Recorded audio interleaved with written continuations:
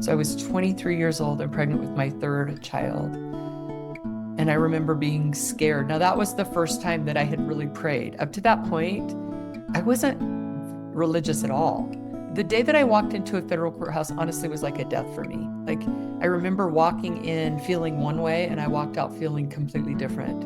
And the judge gave me 8 weeks to say goodbye. And I walked out of that courthouse and my life has truly never been the same. I remember wondering how I could have been so foolish to have traded everything beautiful and important, like time with my children and my family, for something as foolish as money. It just shocked me.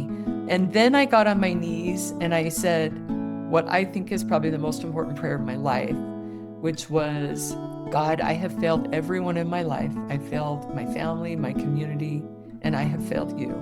And I am in the deepest hole and I can't see my way out of it. And that's when I learned you can do really hard things when you know who you are to your Heavenly Father, you know? When you know who you are, you can do anything.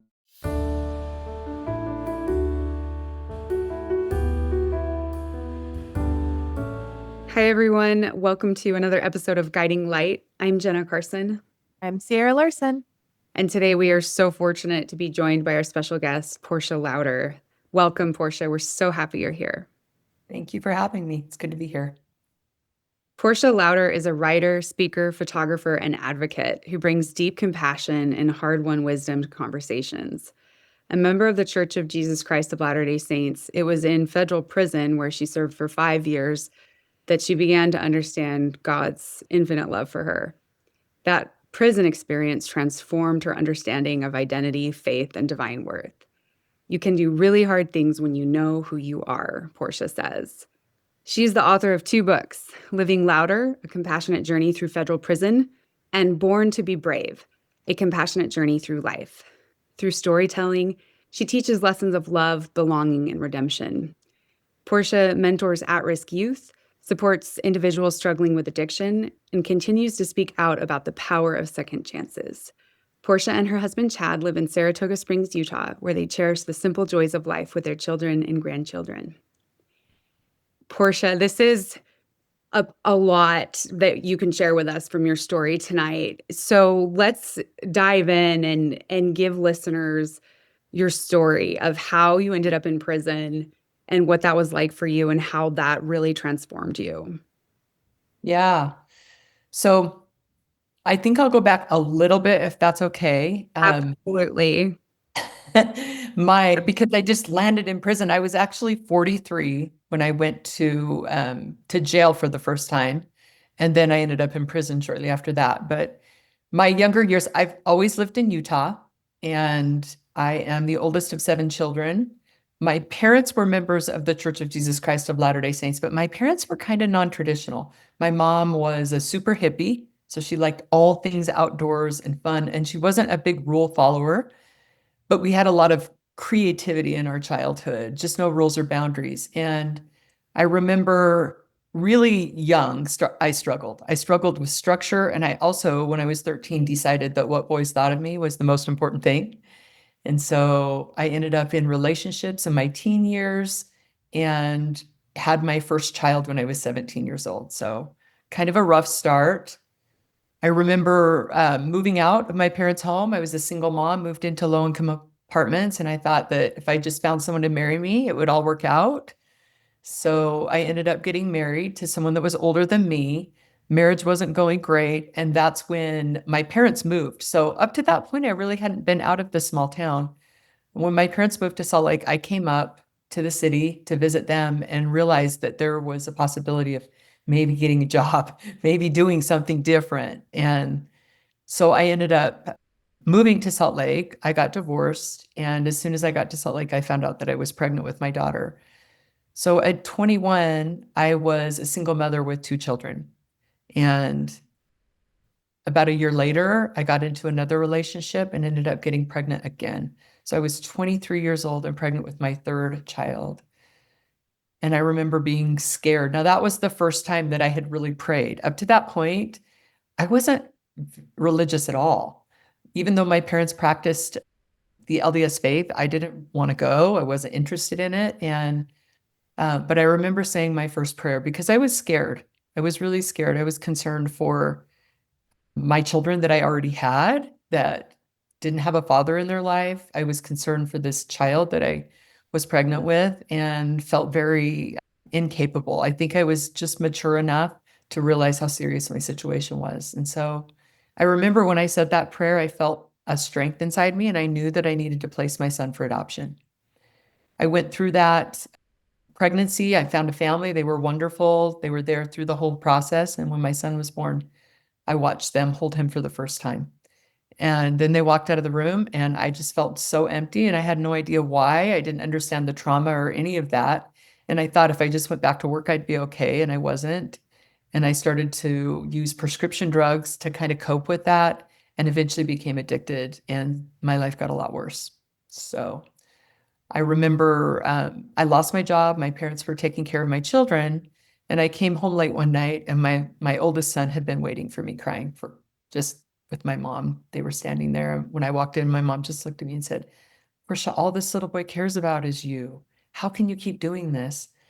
And I remember that night walking downstairs with my son, and I just laid on the floor and I sobbed and I begged God. I just said, "Please, I can't do this anymore. Please take it from me." And my son, he's still the sweetest. He's 36 now, but he just came over and he goes, "Mom, don't be sad. It's okay. What's wrong, Mom?" And I said, "Jace, I'm such an ugly person." And he goes, "No, Mom, you're beautiful. Come look in the mirror, Mom. You're so beautiful, you know?" And I've often thought like this was such a turning point for me that it was the pain of that night. But I think it was more than just the pain of that night. I think it was also that my son really saw me. Like my son saw past, because children do. He saw past all my brokenness and went, "You're amazing, Mom," you know? So that night I promised my son and I promised God that I would do anything to change. And so the next day I went upstairs and asked my dad for help. My dad was a Vietnam vet, so he was like really stubborn and strict. And he was like, "I can't help you. You've already, you know, you're just such a mess." He's like, so he referred me to their religious counselor, my parents. And I went across the street and talked to him, and he was amazing. He like opened up the door, let me in. He said, "Let me call some people that know more about addiction," had them come talk to me. And then he made me some promises. He's like, "If you pray, if you read your scriptures, if you go to church, Portia, your whole life is going to change." And I was so desperate for a whole life change for anything that I did those things, and my whole life changed. So I wasn't looking for a relationship, but I ended up meeting my husband, Chad, and he's amazing. And he adopted my kids, and we got married and started to build a life together. And it was founded in faith. It really was. Because of what I had been through, I knew that I needed to stay grounded in that. And so I started my own photography company, and this was the good part of my life. Obviously, I went to prison, so gets hard again. But at this point, I was very active in my faith, and I was also working very hard as a photographer. And then these two kids that I had, trying to help, you know, continue to support them. And I ended up, Chad and I had our first child together. And then I had another one right after that, like really fast. I wasn't planning, 18 months apart. And my life got really busy. In fact, I think I was photographing 200 weddings a year, which is so many weddings. Yeah, so many weddings. I know. I had, at this point, our whole house had been taken over by a photo business. I had 3 employees, and I was like, from 5 in the morning until 10 at night, I was working, and I had nannies helping with the kids. It was so much. And then my back went out and I had back surgery. And so at this point, I was more than 5 years sober from the drugs that I'd been on, but I relapsed when I had back surgery. And what I know about me is that when I use any substances, it really changes me and my connection to my higher power. And I remember being scared, you know, because of the situation I was in. I felt, I think I knew, but I kept trying to trick myself. I was like, "Okay, but I'm in a good place. I've got, you know, my family. I can handle it." And I didn't get honest with myself or my husband about what was going on. And I started to feel really overwhelmed with my work schedule. And my parents had done some real estate investing.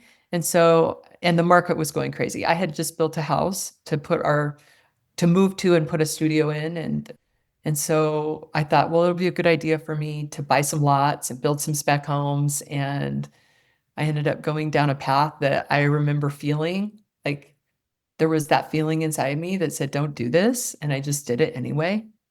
And I think part of that was that my prescription drug use really does disconnect me from my higher power. So my judgment was poor, and I got involved in what was called equity deals at the time, and they were illegal. They were illegal real estate deals. And I remember being terrified because I honestly didn't know who I would be if I went to prison. I felt like, how do you recover from that?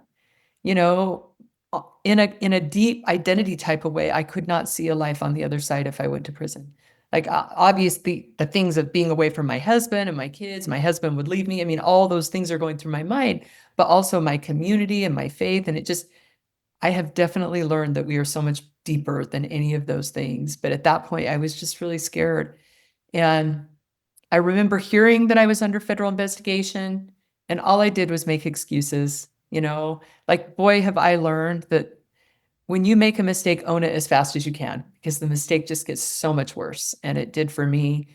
The more that I denied it, the madder I made. The FBI was questioning my husband, my family, and it was just such a hard time. It really was. So after dragging that out, my real estate transactions that were illegal happened in 2005, and I didn't get sentenced. I didn't even get indicted until 2011. Like, it went on and on and on. And I walked into a federal courthouse to be sentenced in 2015. So literally 10 years. Yeah. And a lot of that is my own fault, just because I mean, I could have gotten honest and dealt with it, and it would have been a different outcome for me. But that's not how it went. And I think that my fear again just drove me. I made a lot of bad decisions, like financially, spent everything we had on attorney's fees just trying to fight this. So it was the day that I walked into a federal courthouse, honestly, was like a death for me. Like, I remember walking in feeling one way, and I walked out feeling completely different. It was a shock. And in a way, I think it was like a death and a rebirth because it was like the old self is gone, everything, all that fear and worry about something. And then I was still standing. I walked out of that courthouse and I was still standing. And so I remember walking in, though, and feeling the strongest impression that my life would never be the same. It was like I could feel the weight of my situation. My husband and my children were there. I don't know if I would do it that way again. We honestly thought I'd get probation or something. Like, my range was 0 to 7 years. So there just wasn't any way to prepare for this, what happened. We really had no idea. But as soon as I walked in the courtroom, I knew that the judge was going to give me the maximum sentence. And that was such a shock to me. I remember looking at Chad. I just started to cry, and I was like, this is going to be so hard. I'm so sorry. Like, the level of sorrow that I felt, I never want to feel that way again. I felt so much sorrow. And I remember the judge. It's a shocking experience if you've been to a courtroom. It's very sterile. And they say the United States of America versus Portia Louder. And it's like, are you kidding me? Like, the weight of my whole country and me, like, I felt very lonely. And they were going back and forth. And then the judge said, Miss Louder, do you have anything to say? And I just got up and I said, I'm so sorry. I am so sorry. And the judge said, I'm sentencing you to 84 months in federal prison, which was 7 years. And I remember hearing my husband behind me. He was crying, and he stood up and he said, Your Honor, please give her time to say goodbye to our children. She's going to need that. And I turned around and I looked at him, and I was like, I went from feeling as low as I could feel to feeling so honored, like feeling like I knew we would get through it together. And I felt like that covenant that binds us, our marriage, was more powerful than anything that could divide us. And the judge gave me 8 weeks to say goodbye. And I walked out of that courthouse, and my life has truly never been the same. I've seen it, never seen it the same. I remember wondering how I could have been so foolish to have traded everything beautiful and important, like time with my children and my family, for something as foolish as money. It just shocked me. Like, it seemed so clear, and on our way home. It took me a couple of hours to even speak. Like I was that shocked. I felt so sad and lonely. We were really fortunate. When I got home, our community was very supportive. And I know that a lot of people don't have that. I think that in part it was because of our faith. Like we have a really supportive community in our faith, and we had people show up at our house and pray with us and offer support. I remember crying for days. Everything I did, I just looked at my kids and I couldn't believe, I just every little detail of their faces, I paid attention to. And 8 weeks later, I remember the last night I spent at home. I uh, I walked into each of my kids' rooms and I watched them sleep. And then I went back and I laid next to Chad, and we had our youngest daughter was 7. So she was as old as I had just been sentenced to prison. Like I couldn't believe her whole life was what I was, how long I would be gone. And I laid there and he just held me and told me, I'll take care of him. I promise, it's going to be okay. And I got up, I cleaned my house, and my mom came and picked up the kids. And then Chad drove me to Dublin, California, which is a 14-hour drive from Utah. And that's the closest prison that a federal prison that we could go to. So yeah, like the day that I walked into that federal, it's been about 10 years now. When I walked into that federal prison, I was so brokenhearted and devastated. I couldn't hardly even breathe. Like it's a shock to walk into a prison. I think that the world is imprisoned in so many ways that we don't realize now that I've been to prison, right? Like there's so many things that I just didn't realize it until I got to prison. I was like, oh. But I spent 3 days in my bunk. Couldn't even imagine how I was going to get, through any of it, like a week, a month, a year. None of it made any sense. It was such a cutoff from everything good, my children, my community, my husband. And even though I knew I was going, it's like this, like until you experience something, you can't know. Like you can think about it, but until you go through it, once you go through it, then you're like, oh, okay. Well, that's what it was like. It was like, I spent 3 days in my bunk and I couldn't breathe. All I could do was cry and look at this picture of my family. And I had a bunkie who's your roommate, and she kept worrying about me. You've got to get up. You've got to get out of the room. And I just said, please go away. I can't do it. I can't leave. I can't do anything. And then I got on my knees and I said what I think is probably the most important prayer of my life, which was, God, I have failed everyone in my life. I failed my family, my community, and I have failed you. And I am in the deepest hole and I can't see my way out of it. I just need to know who I am to you. And I remember sitting in federal prison and feeling the most incredible amount of love I've ever felt in my life. I had a complete knowing of who I was that I had waited my whole life to know. Like I felt so loved and connected to everything on this earth. And I could see that I had a really important purpose on this earth. And I could see that every woman in that prison was so loved and valued beyond anything I could comprehend. And that's when I learned you can do really hard things when you know who you are to your Heavenly Father. When you know who you are, you can do anything. And it was hard. It was really hard. I was gone for 5 years. And in those 5 years, can you tell us some of the evolution that you went through personally and in community with other women? Yeah. So I was sentenced to 7. I served 5. I got a year good time, and then I did a program that gave me a year off. I would say my first year was denial. Like at that point, I was still at the place where I'm going, I am not going to have to do this time. Something's going to happen. Obviously, I have faith in God. I know who I am to Him. I won't have to do the time. The miracle wasn't that I wouldn't have to do the time. The miracle was that He transformed my life during that time. But what was amazing to me was how kind the women were. Like you hear all these stories about the fights and all the problems in prison, but right out the gate for me, there were women that were so supportive and showing me so much compassion. Like, you're going to be okay. You can get through this. How can we help you? Let's get you a laundry spot. Here's how you do commissary. Just really so supportive and kind.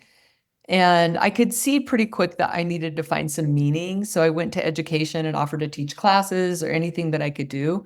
And they were so grateful. I'd go help in GED and I'd have these women that people would think are scary, like they're covered in tattoos, and they'd be like, Miss Louder, can you help me with this? They were just so sweet, you know? So it changed my view. I was like, what is the world? We see it so wrong once I got to prison. So the first year was connecting. I was actually blogging. I blogged through my whole prison sentence just to stay connected to my community, which I'm so grateful that I did, but it really made the first prison uncomfortable. And they had some problems, that prison. So I would write about some of the things that were happening. I would send it to my husband because I could email him and then he would post it. And the prison chose to put me in the SHU, which is segregation, for 3 weeks and then ship me to a different prison, which was super uncomfortable because I got transferred on Con Air and chains and shackles. And it took over a month for me to go from, institution to institution. And I didn't know where I was going. I didn't know how long I would be in the SHU. So that was hard. But I also remember just getting on my knees right when I got into the SHU, and I was like, okay, I can't do this alone. I'm feeling totally overwhelmed and scared and panicky. And I just felt peace. Do the things that you can do.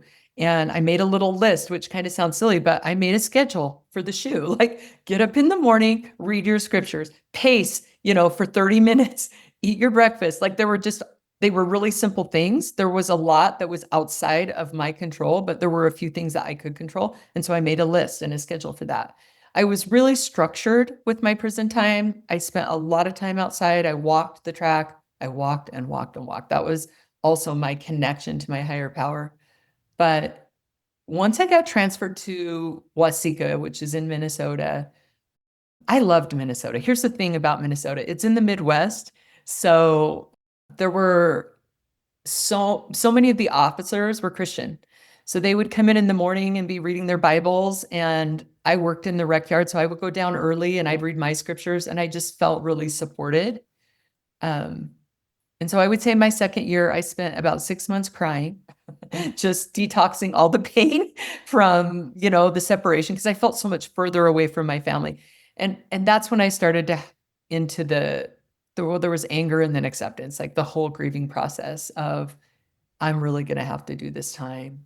And that's when I also decided that I needed to empower myself. Like, I felt so victimized and imprisoned. And so I started working on accountability, and that really did free me up. Like, when I got to a place where I could say 100% I did this to myself and I hurt the people I love, and I reached out and I asked for forgiveness. It really opened my soul and put me in a position to love and support other people. And it gave me hope. I didn't know what my future looked like. When you go to prison at 43, it's kind of scary. Like, what comes next?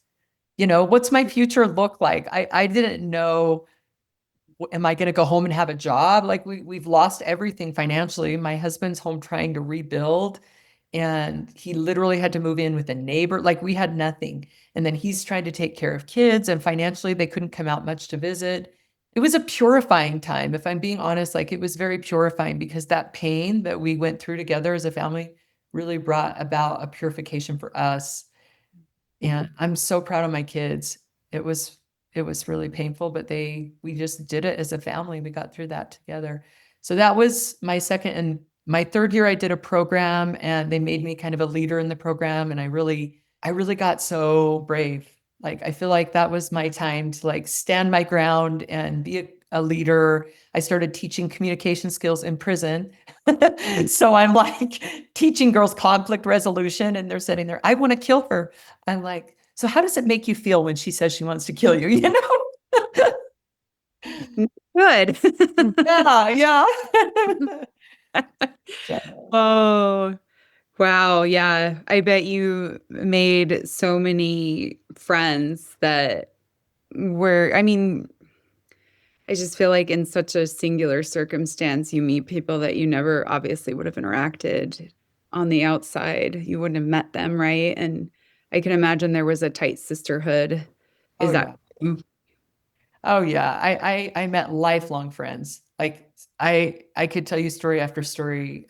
One of my very best friends, that I met when she came in, and just women that came from nothing, like nothing, poor parents who are either drug addicted or just they have no support, and they come in there and they're grateful for everything that anything you can teach them or help them to learn, and so many success stories. I mean, the world wants us to think that everyone in prison is bad, but honestly, they were hard workers and willing to do whatever it took to change our lives. And so many of them have come out and done amazing things and healed generational pain, been the one to get sober and change everything. I was talking to a girl today that spent a lot of time in prison, and she goes, I brought sobriety to my family. My parents were addicts, my grandparents were addicts. I was the first one to bring sobriety to my family. And I'm just like, I love you so much. I'm so proud of you. So, yeah. And then at the end of my sentence, I did most of my time at an FCI, which for women is the higher security prison. But at the end, I got transferred to California at a camp, and it was, I was preparing to come home. And so that was kind of the evolution, I guess, of my prison sentence. Thank I you for love that through your evolution of your prison sentence. I'm also seeing like such an evolution of like your spirit and your journey. And one of the things that stood out to me was you had this experience of knowing who you were and having like a strong sense of identity and connection to your higher power. And I feel like that really allowed you to have that moment of accountability because you weren't saying, well, I'm just bad or I'm this or I'm that. You're like, I am a daughter of God and I did something bad. Right. And that allowed for that accountability. Which I love. I love that you just drew that connection, because I think accountability is God-given. It gives us power in our life. Like, he doesn't give us these natural laws to cause us any harm. It's to give us empowerment, right? And knowing who I am was so fundamental to be able to face the truth about these mistakes that I made. Without it, there's just shame, right? Like, I am a bad person. That's different. No, I am a daughter of God. I am a good person who made some really bad decisions and hurt the people I love the most and my community. And I'm brave and I can own that and change my life. And I think that that is God-given. Accountability and transformation is God-given. He wants that for us. And they can all be true. I can have made mistakes. I can change. I mean, it's actually so fundamental to Christianity, right? Repentance, turn back to Christ, and he will do more with this than we could ever do on our own. And I experienced that.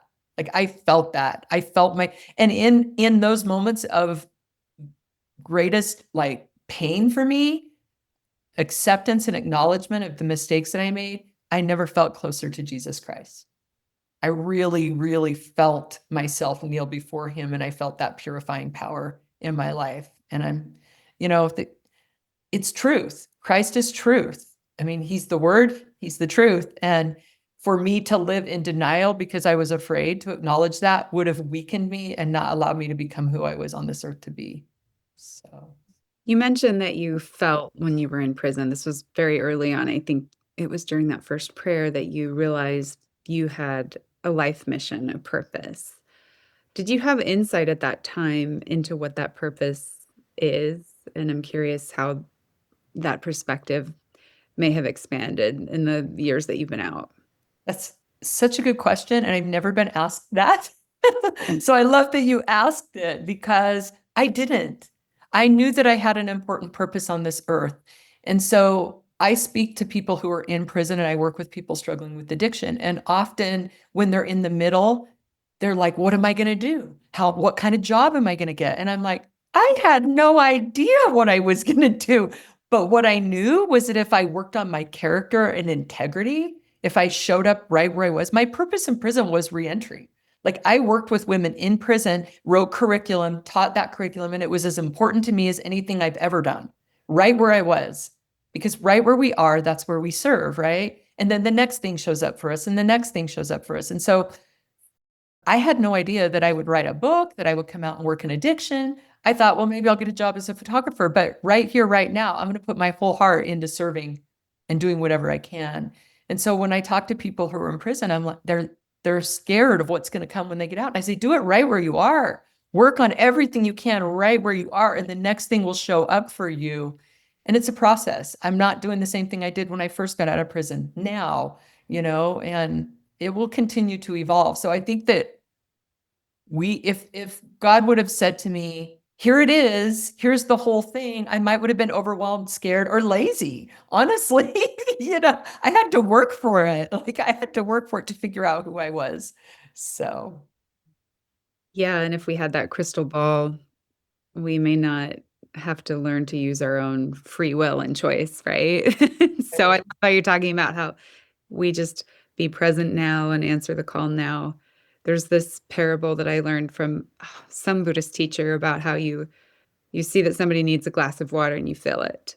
You see that there's a weed in the garden, you pull the weed. Like you just quietly tend to one Yeah. need and the next with total presence. That's a thing that's really hard for me because I like to look ahead. So I appreciate how you mentioned that. And I just want to emphasize how hard it is for people who are incarcerated to be in the present because it's terrifying. It's like when you said you were in the special housing unit. I don't know if listeners understand, like when someone gets sent to the SHU, there is no information. Staff don't tell No, incarcerated people how long they're going to be in there. Staff themselves don't usually know. And often there's retaliation. Often there are a lot of things that go on that are not captured on camera. And it's a very scary place to be. it's So, scary. so Yeah. Portia, you were there comforting others. I can imagine that that was really a lifeline because people are terrified in prison. Yeah. Yeah. Yeah, I think the other thing that was so cool, which I know it's weird to say prison and cool, but like if you want to go to a diverse place, go to prison. Yeah. Yeah. People from all walks of life, all cultures. And what I loved about it was all religions. I like that you brought up Buddhist teaching because what I found was something deeper than religion, this sisterhood and connection. And, I think sometimes religion can divide you, but I didn't feel that way at all in prison. Like we'd be circled up, and I'm like, okay, I've got my Jewish sister, I've got my Muslim sister. I was the only member of my faith there. There were a lot of Christians there that were just non-denominational Christians. So I had my roommate was Catholic, and I'm like, we are all praying together. We're celebrating Christmas together. We're eating together. And to me, that was the coolest thing because there was no difference. We all felt this love for a higher power and connected to that. And that, I think you're right, like that powerlessness. One thing I will say is that it is scary. So often in prison, I think we wanted to hold on to who we used to be because we didn't know who we were going to become, right? Like we all have pictures. See, I was this person. This was really me. I'm not the person in the green uniform. I have a family. Like this is who I am.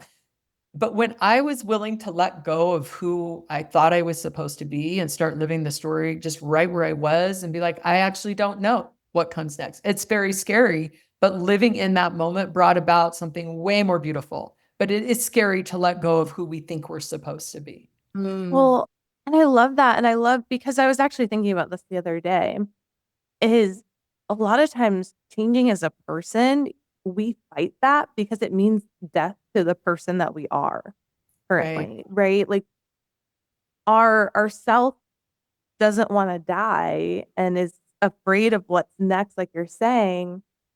But in order to become whoever you want to become next, your current self has to die. It has to go away. Right. Right. And then you can be reborn into something else and someone new and have a whole new life. And there's something so hopeful and renewing about that, and something also really terrifying Yeah. about the death to who we are right now. So Right. yeah. Yeah. It was, like you say, I think the best way to describe it is purifying. I mean, if you really think about it, for me, I had my first child when I was 17. I was the oldest of 7 kids in a very chaotic home. I didn't have any structure, and I really didn't have a childhood. I mean, honestly, you know what I mean? And so I became a mother so young, and then I find myself at 43 years old in a much stronger position than most people in prison, almost as a mother role. in this situation. But for the first time in my life, I only have me to take care of. Like, it's the first time. I'm like, wow, my life is so much easier. I mean, very painful to be separated from your children. And at first I realized how much I needed to be needed, like how important it was for me to have people need me. And when I finally let go of that, like, I mean, it was like a death in so many ways. It was like a death. I mean, I really had to completely let go in order to find any peace, because as long as I held on to the way I thought it should be, or it wasn't working for me. I was suffering too much. So, Yeah, yeah. I love this quote from your description of your book, Born to Be Brave. It says, "Life isn't the way it's supposed to be, it's just the way it is. Through pruning, positioning, and reframing, we are able to blossom as we make peace with our pain and accept the greater purpose of every experience and emotion endured." I love that, and what you're saying of like, it's not supposed to be how we want to plan it, it just is. It So I just love is. that. Can you Yeah. speak a little bit more to that line of and that book in general? I'm just Yeah. curious here. So I wrote my first book, which is Living Louder. I had been home about a year, and I was speaking a lot about my experiences, and people were like, "You should write a book." And I was like, I have no idea how to write a book. You know what I mean? I'm so intimidated by that. And then I started working inpatient drug treatment. It was during COVID, and I felt like I loved these women. So I was sharing all my prison stories with these women in drug treatment. And they would come and ask me, well, tell me about this. So I started writing down my experiences, and I had my blog. So I had content. I was working grave shifts. Sometimes I'd work an 18-hour shift. So I would sit there with them, and then I'd be in the office writing, and I'd take it in, and they were my proofreaders. And then I would send it in to my friends in prison. And I think the only way I wrote that book was that my heart was so full that it just came out of me. Like, I couldn't stop it from coming out of me. So I wrote it, I found an editor, I got it published. My main goal was to send it in to all my friends in prison, which I was able to do. I got it on prison tablets across the country and started sending copies in. They loved it. They loved it. And then I thought, well, I'll never write another book. Like, I had no idea. I mean, and then a couple of years later, I started meeting people and working with people out here that had been to prison, or kids that had been through foster care. And I'm teaching classes, and I'm like, oh my gosh, again, my heart just starts to bubble up. That's the only time I write a book, is when everything it's bubbles up so much that I can't contain it anymore. And I feel like my first book, Living Louder, I could only write what I could write. Like, it was a lot about prison. And then when I wrote Born to Be Brave, I lost my brother. He passed away, so I lost him. But on top of that, and that experience too really connected me to my family and my younger years. And I was able to make so much peace with that. And so I dug deeper, and I kind of sandwich this book. I don't know. Everyone told me, you're doing it wrong. And I said, I'm just doing what comes out. I can't help it. It's just what's going to happen. So I started with my family, and I ended with my family. And then I shared these experiences in the middle of all these people that I met along the way, and just what happened. And there's the book. So yeah. How has telling your story been helpful or healing for you, that process of being able to tell? I mean, I met you because of your story and everything, and I just feel like you're out here and just being so bold and brave with your story and inspiring other people. How has that been for you, of like being vulnerable, showing up, telling that story, and then how has that been healing for you in any way, or has it been? Yeah. I think for me, one of the benefits of going to prison is you can say, I don't care. I don't care. I don't care what anyone thinks. I care about what I think of myself. So as long as I'm living true to my own integrity, I feel a lot of strength in my life. But also, because I was blogging from prison, it was like this accountability piece for me. It like kept me on track. I'm like, people believe in me. People are cheering me on. I don't know if they were or not, but it's like my writing was my way to stay connected and to feel supported. And when I got home and people asked me to talk about it, I, I don't know, I just feel honored and privileged to be able to share, to be able to humanize people that I love so much. That was the other thing. It was like everybody sees it wrong. So if I have this opportunity to connect maybe people that have never experienced prison to my amazing friends in prison, I'm going to take it every chance I get. I feel like it's like my mission, I guess, to reach back to these women that I love and share their stories. And so I think that that's what gives me the strength and makes me brave, is that I'm like, I represent people that I love and I feel called to do it. And it has been really empowering. And sometimes I get crazy comments, and that's when I say, I don't care. It's more, I just don't care. I care again. And, I guess if you're gonna,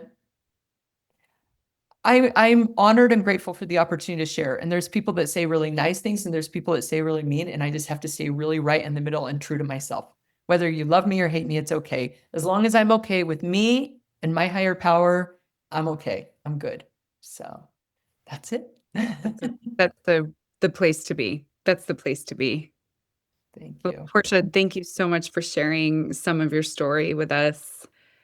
I'm grateful, and I feel like our listeners, I think, would get a lot from everything you've already shared.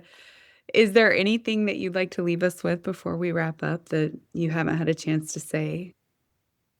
I want to tell people that whatever struggle you're facing, like I could not imagine the beauty on the other side. I just couldn't. There's no way that 10 years ago, I mean, even though I had these spiritual experiences, but I still could not imagine the beauty of my life today.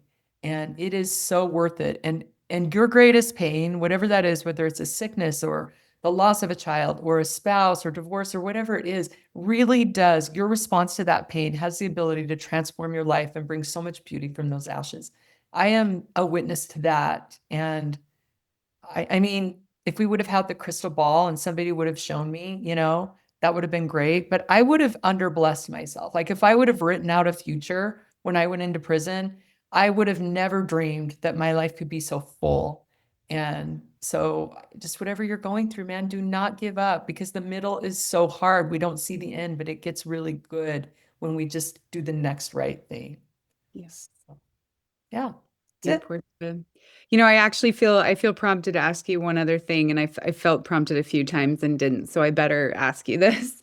We, well, I and some of my friends, we have a group supporting individuals who are connected to incarceration. We have some moms in the group who have young adult sons incarcerated, and those sons have a lot of mental health issues and really probably should be getting mental health help rather than incarcerated. And I had the thought to ask you, what would you say to those moms whose hearts are broken and who are worried about their children in prison? What would you offer them? I am amazed at the love and compassion of mothers, and the support that they offer. I have heard story after story of mothers that have, ridden the bus to go see their sons and the support that they offer. And I would say this, your love is a lifeline. Your love and believing in your children, they may still have to do that sentence. Like I had to do my sentence, but my husband's love for me transformed my life. And I always knew my parents believed in me. Like when people would say, are your parents mad at you? And I go, no, they think I'm amazing. Like my parents are cheering me on. And it probably wasn't easy for my parents. There were probably times like my case was on the 10 o'clock news. That probably sucked for my parents. But I just think that there's so much power in love, and especially love of a parent. And I know that it's discouraging. I work with mothers too that are dealing with that. And take care of yourself. Take care of yourself. And I would say this too. Whatever faith you are, there is a tangible spirit, a higher power in prison that I haven't felt anywhere. It's sacred ground. And I go back as often as I can. And I have never met somebody that didn't feel and know that that was there. Like it's powerful. And so know that your children are held and that there's a power that's transforming their lives and there's purpose in that pain. So, Thank you, Portia. That's beautiful. And that mirrors all of that. Being held by a higher power and by each other is something that we can do every day of our lives. We can feel that we can access it and we can offer that holding space for others. Thank you for offering that for countless people that you work with. And thanks again for sharing with us your love and your light and your healing journey. It's so good to be with you both. So, yeah. Readers, listeners, you can find Portia on her website, portialouder.com, and continue to follow her work. Check out her books. And thanks again for joining us. I'm Jenna Carson. I'm Sierra Larson. And we hope that you follow the peace in your life.